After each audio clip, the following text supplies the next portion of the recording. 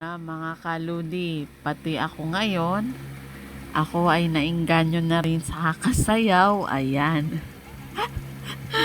Ayan, ihataw ang mga kamay kahit ayan ay baliktad yung mga paa namin. Salungat sa isa't isa. Kaya ayan na ngayon si tatay, ayaw talagang patatalo yan.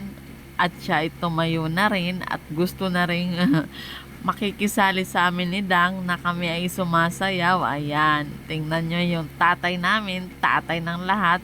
Ang tatay Kits yan. Ayan, tingnan nyo. Kalikoliwa yung aming mga paa at hindi kami magpaparihan ng sayaw ni Dang. Kami ay sayaw na ng sayaw at kasiyahan baga mga kaludi.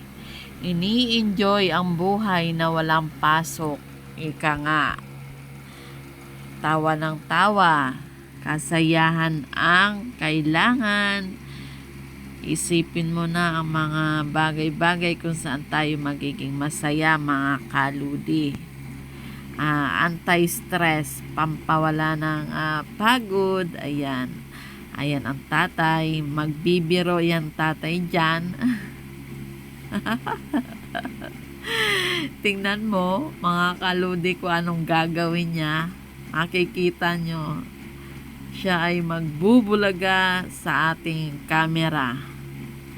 Ayan, nagtatiming lang yan at kami ay talaga namang sayaw ng ayan. O, diga, kapogi ang tatay Kits niyan. O, diga, isa pa. Mamaya, ayan. Nagluloko na ang tatay Kits sa camera. Nagpapatawa mga kaludi. O, diga, ganon. Ganon kami kasaya sa gabing yan mga kaludi. Walang tigil ang aming bibig sa katawa. Ayan. Sige. Ay, tingnan nyo. Sinita siya ni Ate Olive. Ba't ba daw gayaan para siyang palaka? Ayan.